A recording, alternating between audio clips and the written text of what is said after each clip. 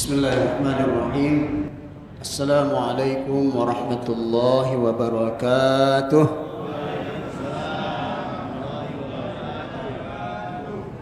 Alhamdulillah, cuman tak kedengaran salam dari sebelah kanan. Mentang-mentang yang ngomong pengganti, tidak ada ustadz yang aslinya. Oh, ini lemah mau jawab salam katanya. Assalamualaikum warahmatullahi wabarakatuh.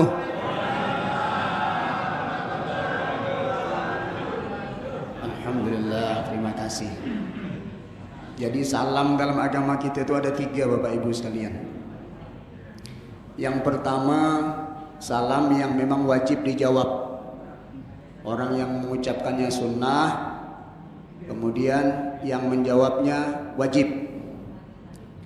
Karena mengucap sunnah, menjawab wajib, maka lebih banyak pahala yang mana, Bapak Ibu? Lebih banyak pahala wajib, karena mengucapnya sunnah.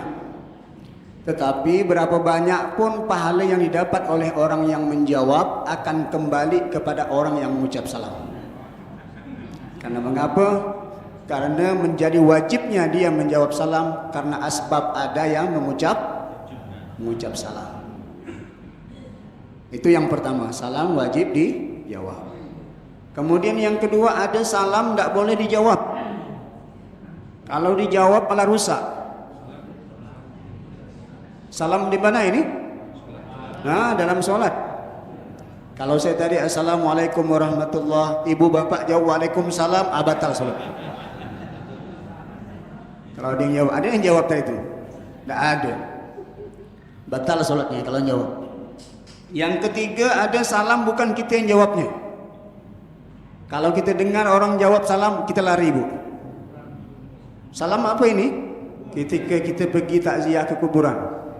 Assalamualaikum ya ahlil kubur, inna insyaallah bikum lahikun. Ada yang jawab enggak? Kalau ada yang jawab tak jadi gitu takziah, Bu. Pasti lari kita. Itu salam di kubur. Baik Bapak Ibu, sebelum masuk, saya luruskan dulu. Cuman salam sekarang ini banyak yang saya bingung.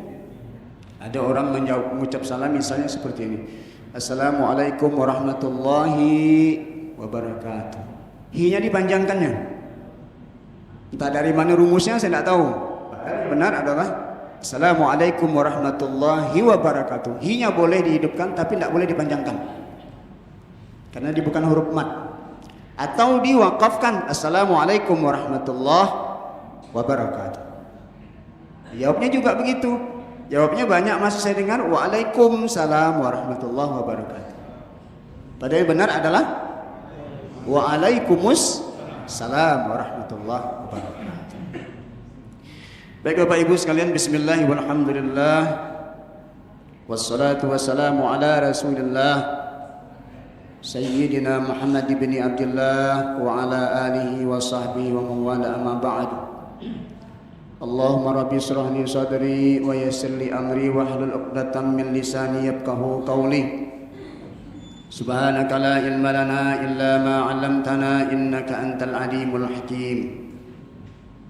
فقال الله تعالى في كتابه القرآن الكريم أعوذ بالله من الشيطان الرجيم بسم الله الرحمن الرحيم وسارعوا إلى مغفرة من ربكم وجنة عرضها السماوات والأرض وأعدت للمتقين. Bersegeralah kalian untuk mengejar, untuk mencari, untuk menuju ampunan Allah dan mendapatkan surganya Allah yang luasnya surga itu seluas langit dan bumi, diperuntukkan hanya bagi orang-orang yang bertakwa. Segenap pengurus Masjid Saiful Islam yang saya hormati dan saya muliakan, para pembina yayasan, para pengurus yayasan, Bapak Ibu hadirin wal hadirat, jamaah salat subuh, shaimin shaimat, calon-calon penghuni surga Ar-Rayyan yang senantiasa dirahmati Allah Subhanahu wa taala. Alhamdulillah, tentu segala puji dan syukur kita haturkan kehadirat Allah Subhanahu wa taala rezeki dan hidayah Allah di sebuah hari yang ke-13 bulan suci Ramadan ini, Allah masih memberikan kekuatan kepada kita untuk melaksanakan amaliyah-amaliyah Ramadan, dan Allah masih mengundang kita, menggerakkan hati kita, menggerakkan langkah kita untuk menuju ke masjid yang mulia ini. Mudah-mudahan langkah demi langkah yang kita lakukan menuju masjid yang mulia ini, Allah jadikan sebab menghapus dosa-dosa kita. Amin. Allah jadikan sebab mengangkat derajat kita. Allah jadikan sebab menghapus, menghilangkan segala sakit dan penyakit kita. Allah jadikan sebab mengabulkan segala doa dan permohonan kita. Amin ya rabbal alamin. Salawat teriring salam senantiasa tercurah pula selalu keharibaan junjungan kita Nabi Muhammadin sallallahu alaihi wasallam, satu-satunya makhluk yang kita yakini yang nanti akan memberikan syafaat kepada kita dalam kehidupan dunia, wabil khusus dalam kehidupan akhirat nanti. Allahumma salli ala sayyidina wa maulana Muhammad wa ala alihi wa sahbihi wa sallim. Di sepelit-pelitnya orang, Bapak Ibu sekalian, kalau dalam bahasa Pontianak ada orang pelit, masin, kedekut, dalam tukuk, keminting, kepiting batu. Itu lebih parah lagi ketika orang mengucapkan salam, menyebut nama Nabi Muhammad, nama Nabi kita Muhammad sallallahu alaihi wasallam, mereka tidak mau berselawat. Bahkan dalam satu hadis disebutkan, celakalah orang-orang yang ketika disebut nama Nabi Muhammad sallallahu alaihi wasallam mereka tidak mau berselawat. Bapak Ibu hadirin hadirat yang dirahmati Allah Subhanahu wa taala, subuh ini terjadwal, ciukianya adalah Bapak Kepala Kantor Kementerian Agama Provinsi Kalimantan Barat yang dijadwalkan oleh Ustadz Haji Nur Said. Karena dalam kemarin saya melihat beliau, saya pun tidak memperhatikan jadwal. Kalau tahu jadwal beliau subuh ini, insya Allah di Kanwil itu banyak Bu, Bapak Ibu, kantor wilayah itu para penceramah bisa dihubungi. Ternyata beliau ini masih perjalanan dinas di Kabupaten Sambas, jadi tentu tidak bisa dapat hadir. Oleh karena itu Bapak Ibu hadirin sekalian, sambil menunggu kita waktu syuruk sebentar, kita sama-sama berada dalam majelis zikir, berada dalam majelis ilmi, sama-sama kita saling saling memberikan informasi. Mudah-mudahan ini dicatat dan nilai Allah Subhanahu wa taala sebagai suatu yang bernilai ibadah. Amin ya rabbal alamin. Buka puasa pakai bubur pedas, mau tarawih bantang sejadah. Kita puasa sudah masuk hari yang ke-13.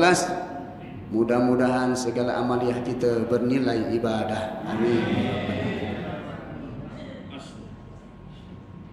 Buah delima dari ketapang disimpan emak-emak di dalam lemari.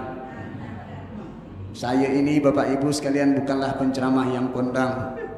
Kalau kurang berkenan, mohonlah kiranya untuk dapat dimaklumi.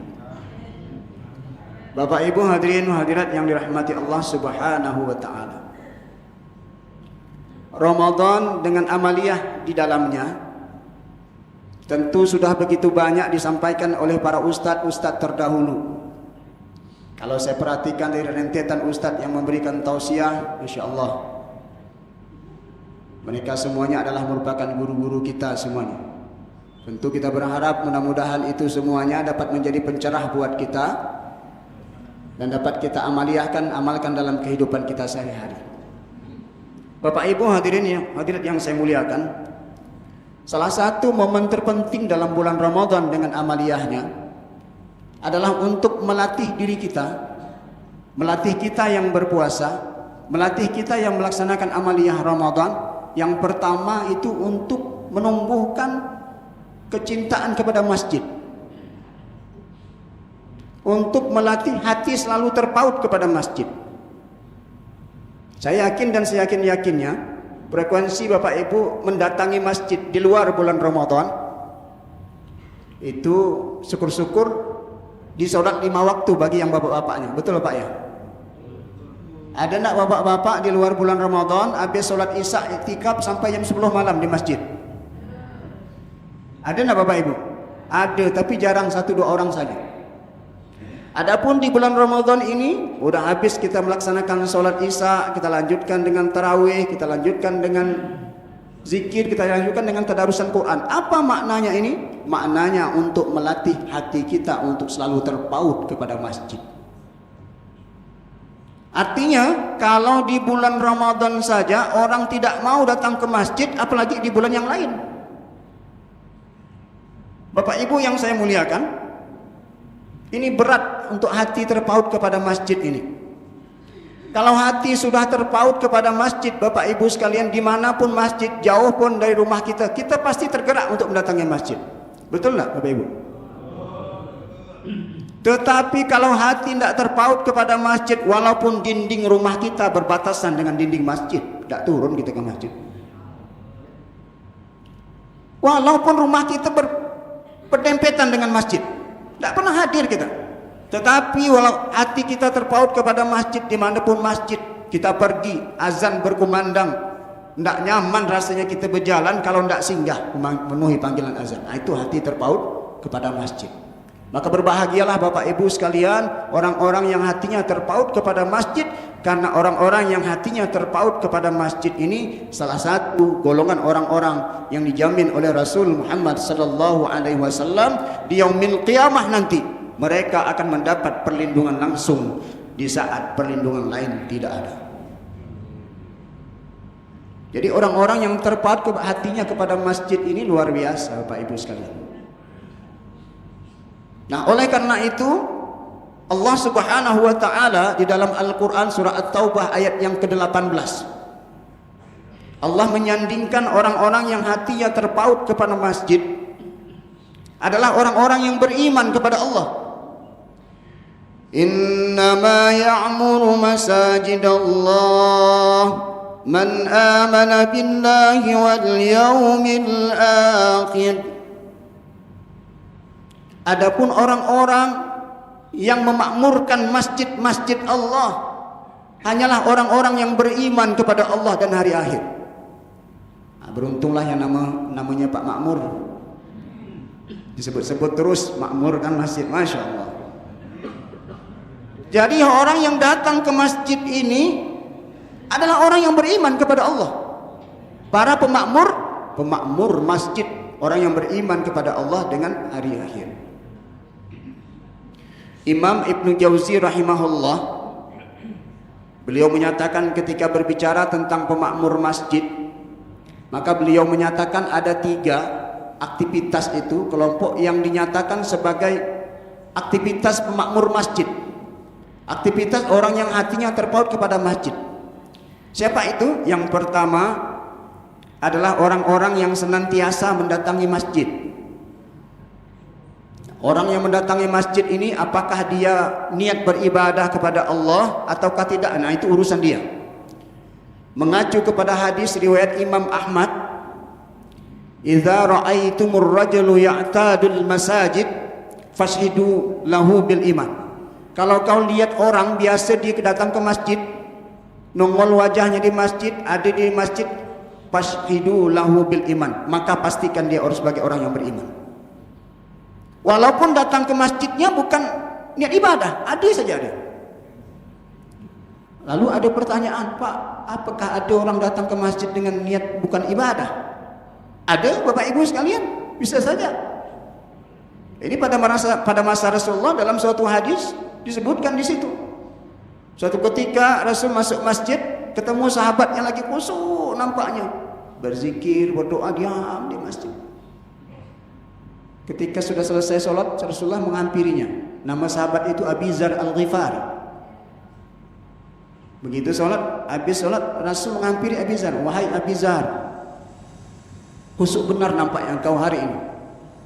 Apa hajat kira-kira kau kepada Allah? Apa keperluanmu kepada Allah?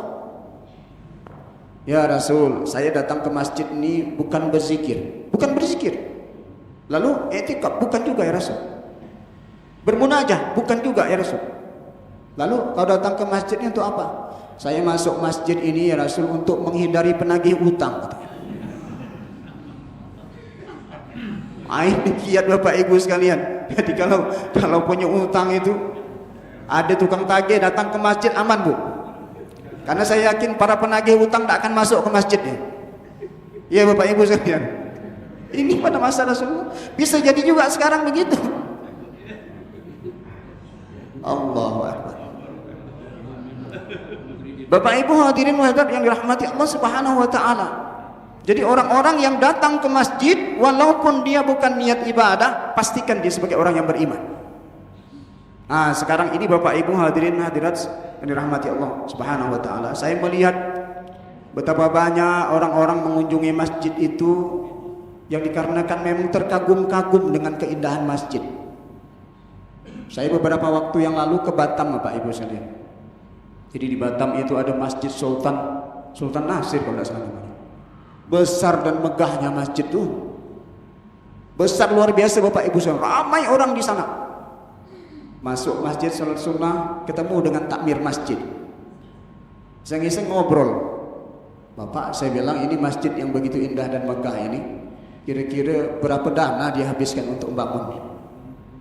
Apa katanya? 400 miliar Pak. Masya Allah, 400 miliar. Saya tanya lagi, masjid yang sebesar ini kalau penuh kira-kira bisa menampung berapa jamaah? Oh, sekitar 45.000 Pak. Masya Allah, 45.000. Saya tanya, pernah penuh Pak 45.000? Buru-buru Pak, lihat aja nanti sholat.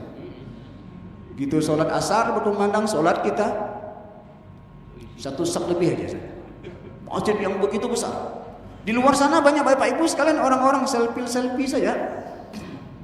Wah, sekarang ini Bapak Ibu sekalian boleh jadi orang datang ke masjid itu terkagum-kagum dengan keindahan masjid, kemudian selfie, kemudian disebar media sosial. Mudah-mudahan bukan termasuk ibu-ibu di sini ya. Ada nak ibu? Ini alhamdulillah saya berada di masjid ini. Mudah-mudahan kawan-kawan bisa hadir. Dikirim di media sosial. Dan bahkan tidak menutup kemungkinan seperti yang disampaikan oleh salah satu imam besar Masjid Nabawi, prihatin orang datang ke Masjid Nabawi, orang datang ke Masjidil Haram, jauh-jauh datang, menghabiskan biaya puluhan juta, sampai di sini apa? Selfie, kirim ke media sosial, acting seolah-olah berdoa menghadap Masjidil Haram, tapi minta foto saja itu. Disebar di media sosial. Na'udzubillah min dzalik, mudah-mudahan kita tidak termasuk di dalamnya. Kalaupun itu benar kita beribadah Bapak Ibu sekalian, mohon maaf, mohon ampun. Janganlah disebar-sebar ke media sosial. Janganlah disebarkan kita datang ke Mekah, janganlah disebarkan kita berada di Masjidil Haram. Untuk apa? Untuk di-komen, untuk di-like. Dan akhirnya ujung-ujungnya bisa ujub. Bisa ria. Ini kemarin saya sampai minta dengan Pak Razak, Bang Razak, coba-cobalah dikirim video ke di sana. Beliau sedang di Mekah sekarang, Ibu. Tak ada satu pun berita beliau nih. Kirimkan gimana kondisi Masjidil Haram sekarang. Pengen juga kita lihat. Tapi kalau ingin menonjolkan dirinya berada di Masjidil Haram, menonjolkan dirinya berada di Madinah, kita khawatir nanti Ibu merusak ibadah kita. Mudah-mudahan tidak termasuk kita semua. Ada satu lagi Bu, masjid yang megah di Indonesia sekarang ini, termegah. Itu berada di Provinsi Jawa Barat sekarang ini. Berapa biaya Bu yang dihabiskan Bapak Ibu? 1,4 T. 1,4 triliun Bapak Ibu sekalian. Apa masjidnya? Al-Jabbar. Luar biasa Bapak Ibu sekalian. Saya pelajari di biografinya. Itu memang luar biasa Bapak Ibu sekalian. Semuanya di dalam itu ada situs-situs. Kita mau cari apa sih tentang sejarah Rasul, tinggal klik tak muncul berita-berita tentang Rasulullah, rumah-rumah Rasulullah. Pokoknya dibuat sedemikian rupa. Zaman canggih orang sekarang ini seperti ini disampaikan oleh Gubernur Jawa Barat kemarin. Kita sekarang zaman canggih, zaman aplikasi. Masjid juga harus canggih. Wah, ini masjid percontohan Bapak Ibu, luar biasa. Sesuai gak dana yang dihabiskan 1,4 triliun. Mak, duit 1,4 itu kalau ditaruh kita berani amat ini dari ujung sampai ke ujung duit semua itu. 1,4 triliun. Belum pernah lihat kita duit situ Bapak Ibu sekalian. Sekarang kemarin awal-awal Ramadan sampai ditutup. Karena ramai orang yang berkunjung ke sana. Karena pengen niat megah dan indahnya masjid. Akhirnya itu tadi selfie-selfie. Nah, mudah-mudahan kita dimanapun pergi, masjid tujuannya bukan untuk hal-hal yang seperti itu. Apalagi zaman sekarang Bapak Ibu sekalian, mohon maaf, saya sampaikan di tahun-tahun politik. Nanti barangkali ada orang rajin yang tak pernah nampak ke masjid, ada ke masjid, duduk paling depan, salnya besar, minta pula jadwal khutbah Jumat. Orang mana nih, rupanya kader. Ini tidak apa-apa, itu husnuzan saja. Bisa jadi datang ke masjid bukan karena Allah pasti, tapi ada unsur lain juga. Jangan sampai terjadi ada beberapa masjid, kebetulan alhamdulillah bukan pula di Kalimantan Barat. Dia pengen maju, dekatlah ke masjid, dekatlah jemaah, beri sumbangan masjid, tiket, beli kaprak masjid. Begitu tidak terpilih, seminggu kemudian datang tim suksesnya. Apa Pak, digulung nyetikar masjid.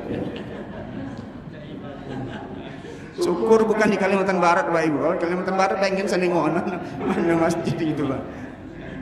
Gulungnya apa kata dia? Pengurus masjid ini munafik semua kata dia. Masya Allah. Kita berlindung kepada Allah. Baik, itu yang pertama menurut Imam Ibnu Jauzi. Orang yang datang ke masjid. Yang kedua, yang termasuk dalam pemakmur masjid itu, yang termasuk dalam hati orang terpaut kepada masjid adalah mereka yang mewakafkan waktunya untuk ngurus masjid. Baik itu marbot masjid maupun pengurus masjid. Ini yang disebut dengan rajulun qalbuhu mu'allakun bil masajid, orang yang terpaut hatinya kepada masjid. Walaupun dia tidak ada bertempat, hatinya selalu ngurus masjid.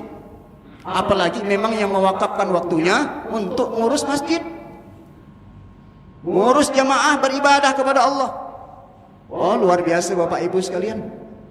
Bapak Ibu kalau udah pernah ke Mekah, ke Madinah, di Mekah itu ada namanya Masjid Namirah. Pernah lihat Bapak Ibu?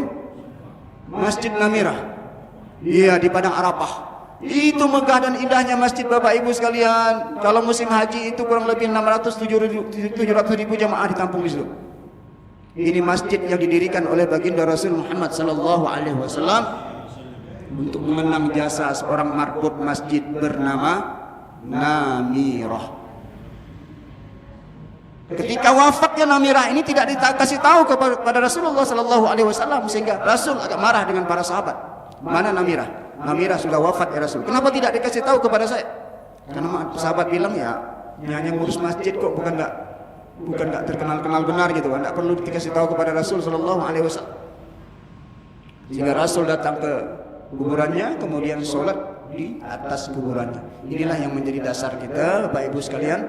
Kalau kita mendengar ada karib kita, sahabat kita, keluarga kita meninggal, kita tidak tahu, udah 3 hari, udah 4 hari, boleh kita datang takziah lagi, sholat di atas kuburannya, sholat jenazah di atas kuburannya. Ini yang menjadi dasar. Ini Masjid Namirah. Bapak Ibu kalau sana singgah, Namirah, bayangkan seorang marbot masjid dihargai oleh baginda Rasul Muhammad sallallahu alaihi wasallam. Dirikan masjid untuknya sampai dengan dunia kiamat nanti, pahala terus mengalir kepadanya. Masjid Namirah. Ini berbahagialah para marbot masjid yang dengan niat tulus dan ikhlas mengurus masjid, mengurus orang beribadah kepada Allah Subhanahu wa taala. Pasti Allah akan siapkan balasan yang sangat luar biasa, dan balasan itu hanya Allah yang mengetahuinya. Nah, yang ketiga termasuk pemakmur masjid ini menurut Imam Ibnu Jauzi rahimahullah adalah orang-orang yang menginfakkan hartanya untuk pembangunan masjid. Sekecil apapun itu. Banyak hadis-hadisnya yang bercerita tentang ini. Salah satunya hadis riwayat Muslim. Man bana masjidan lillah banallahu lahu fil jannah mislah. Barang siapa yang membangun masjid karena Allah, Allah akan bangunkan baginya surga di dalam istananya Allah Subhanahu wa taala. Allah akan bangunkan istana di dalam surganya Allah Subhanahu wa taala. Dalam hadis yang lain disebutkan, barang siapa membangun masjid dengan memberikan sumbangan sekalipun sekecil tempat sarang burung bertelur, burung pipit bertelur. Bayangkan Bu, burung pipit itu kecil, sarangnya gimana lagi? maka Allah pun akan membangunkan istana serupa seperti itu di surganya Allah Subhanahu wa taala. Nah, sekarang Bapak Ibu kesempatan ada di depan mata kita. Masjid Saiful Islam sekarang ini sedang berupaya untuk bangun WC. Jadi jangan lewat kesempatan-kesempatan sekecil apapun itu. Biar kata orang satu potong batako. Pak senyumbang batako satu ya boleh. Di Masjid Sultan Singapura itu Bapak Ibu sekalian, ada di Singapura ada Masjid Sultan namanya. Di puncak menaranya itu ada botol berkeliling, Pak. Di antara kubahnya itu, di bawah kubah itu ada botol berkeliling. Kok ada botol situ ya, tempel botol, kemudian di semen. Jadi saya tanya dengan orang sana, ini kok bisa botol di sini? Apa maknanya? Ini Pak, dulu ada orang pengen menyumbang katanya. Dia tidak punya apa-apa, hanya ada yang bisa nyumbang botol saja. Pengen nyumbang botol saja, Pak saya pengen nyumbang masjid, cuma saya tidak punya apa-apa, saya punya botol saja. Bisakah botol ini digunakan untuk menyumbang masjid ini? Akhirnya oleh arsiteknya, botol itu untuk menampung daripada menaranya, Bu. Indah sekali botol ditata. Itu penyumbang masjid yang tidak punya apa-apa, hanya punya botol bekas saja di rumahnya. Kalau botol bekas kan itu kita habis makan kecap, apa segala banyak botol terkumpul daripada tidak bermanfaat, sumbangkan untuk masjid. Ternyata bisa dimanfaatkan Bapak Ibu oleh arsiteknya untuk menopang kubahnya. Jadi kalau kita lihat kubah Masjid Sultan Singapura itu, di atasnya yang sudah pernah ke sana ada botol berdiri. Nah itulah sumbangan dari orang yang pengen menyumbang membangun masjid tapi tak punya apa-apa, hanya punya botol saja. Jadi botol yang disumbangkan, inilah yang digunakan. Nah, sampai dengan dunia kiamat nanti, selama masjid ini digunakan, selama itu pula pahala terus mengalir kepadanya. Botol saja Bapak Ibu sekalian, apalagi WC, apalagi karpet, waduh, luar biasa. Jam berapa nih? Masih ada waktu ya? Belum bunyi ya? Masih bisa. Masih. Baik. Yang terakhir, kita dianjurkan untuk selalu datang ke masjid, untuk mengurus masjid, untuk berimpak dan bersedekah kepada masjid. Yang terakhir, jangan jadi kelompok yang keempat. Kalau tadi kita tidak bisa datang, jarang-jarang datang ke masjid, tidak juga bisa ngurus masjid, tidak juga menyumbang infak dan sedekah, minimal jangan jadi kelompok yang keempat. Apa itu keempat? Nyumbang tidak, datang ke masjid tidak, protes jalan terus. Aduh, salah terus pengurus masjid, ini tidak benar, aduh kacau. Lalu yang benarnya gimana Pak? Saya juga tidak tahu katanya. Udah nyalahkan, ditanya bagaimana, dia tak bisa betulkan nggak? Ada nggak seperti itu Bapak? Yang jawab ibu Bapak bukan saya. Nah ini ada juga, cuman ke masjid cuma numpang WC katanya. Masya Allah. Jadi kawan pergi perjalanan jauh ke arah Sambas. Ke arah ke Sambas gampang Pak, sana banyak masjid. Saya pikir mau ibadah, rupanya mau singgah kencing ya. Mau singgah sebentar kencing ya rupanya di masjid. Masya Allah. Nah ini Bapak Ibu sekalian, walaupun kita udah tidak nyumbang, apa minimal kita dukunglah, support lah pengurus masjid. Jadi pengurus masjid sudah menguras tenaga, menguras pikiran. Memang kita pengurus masjid sudah sadar sih, nama pengurus masjid jangankan salah, betul aja dikoreksi orang, apalagi salah ya.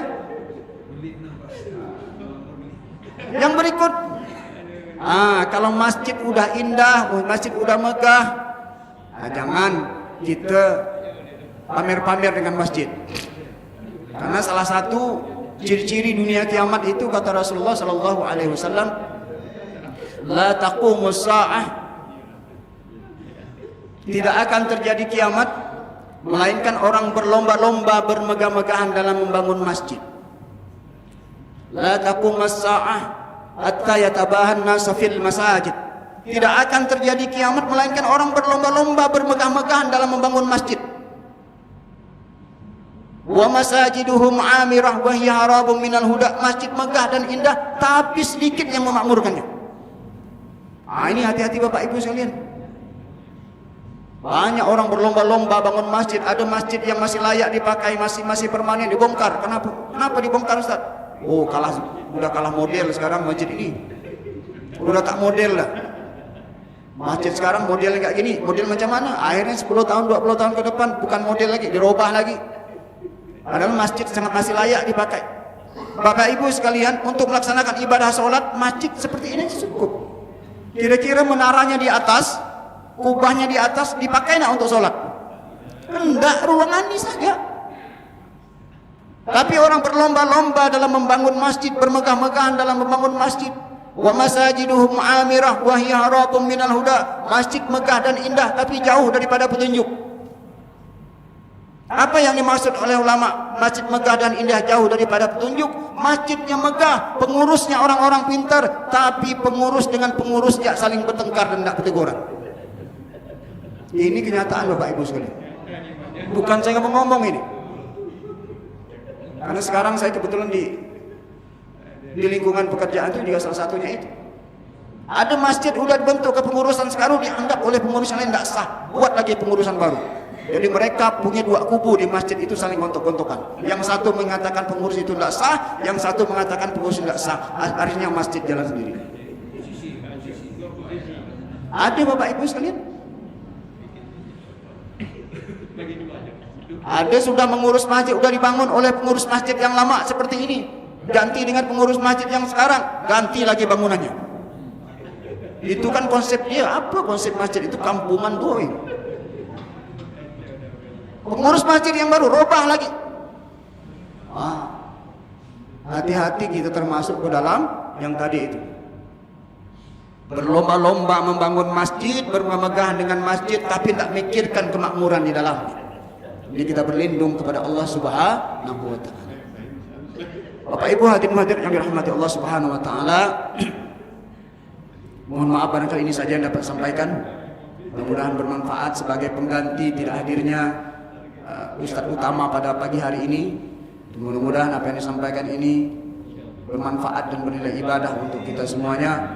Wabil khusus untuk saya pribadi beserta keluarga, Bapak Ibu hadirin hadirat sekalian semuanya. Mudah-mudahan Allah senantiasa menganugerahkan kesehatan kepada kita semuanya. Allah masih menganugerahkan hidayah kepada kita semuanya, sehingga kita tetap melaksanakan amaliyah-amaliyah Ramadan ini sampai dengan berakhir Ramadan. Allah terima amaliyah kita sehingga minimal Ramadan meninggalkan kita, dosa-dosa kita diampunkan oleh Allah Subhanahu wa Ta'ala. Ini saja barangkali yang dapat saya sampaikan. Kalau ada salah dan keliru mohon dimaafkan. Kalau ada yang kurang berkenan juga mohon dimaafkan. Bukan maksud saya untuk menyampaikan sesuatu yang salah dan keliru, hanya kebatasan kemampuan saya untuk menyampaikannya. Kalau ada lebihnya, semata-mata datang dari Allah Subhanahu wa Ta'ala. Kalau ada kurangnya, semata-mata saya datang dari Al-Fakir, saya selaku hamba Allah yang lain. Demikian, terima kasih dan mohon maaf. Untuk terakhir kita doa sama-sama. Mudah-mudahan Allah Subhanahu wa Ta'ala mengijabah doa kita di saat-saat kita sedang berpuasa. Sebab salah satu doa yang diijabah oleh Allah, yang tidak tertolak oleh Allah, adalah doanya orang-orang yang berpuasa hingga mereka berbuka. Al-Fatihah. A'udzubillahi minasyaitonir rajim. Bismillahirrahmanirrahim. Alhamdulillahi rabbil alamin arrahmanir rahim maliki yaumiddin. Iyyaka na'budu wa iyyaka nasta'in ihdinas siratal mustaqim. Shiratal ladzina an'amta 'alaihim ghairil maghdubi 'alaihim waladdallin. أعوذ بالله من الشيطان الرجيم. بسم الله الرحمن الرحيم. الحمد لله رب العالمين. اللهم صل على سيدنا محمد وعلى آل سيدنا محمد. اللهم ربنا تقبل منا إنك أنت السميع العليم وتب علينا إنك أنت التواب الرحيم واغفر لنا وارحمنا إنك أنت الغفور الرحيم. اللهم اغفر لنا ذنوبنا ولوالدينا وارحمهم كما ربيانا صغارا. اللهم اغفر للمسلمين والمسلمات والمؤمنين والمؤمنات الأحياء منهم والأموات إنك على كل شيء قدير. ربنا هب لنا من أزواجنا وذرياتنا قرة أعين واجعلنا للمتقين إماما. اللهم بارك لنا في أولادنا وأهلنا واحفظهم ولا تضرهم ووفقهم لطاعتك وارزقنا برهم برحمتك يا أرحم الراحمين. اللهم فارق الفرقان ومنزل القرآن بالحكمة والبيان بارك اللهم لنا في شهر بارك اللهم لنا في شهر رمضان بارك اللهم لنا في شهر رمضان ربنا آتنا في الدنيا حسنة وفي الآخرة حسنة وقنا عذاب النار وأدخلنا الجنة مع الأبرار يا عزيز يا غفار يا رب العالمين وصلى الله على سيدنا محمد النبي الأمي وعلى آله وصحبه وبارك وسلم والحمد لله رب العالمين اللهم صل على سيدنا ومولانا محمد. السلام عليكم ورحمة الله وبركاته.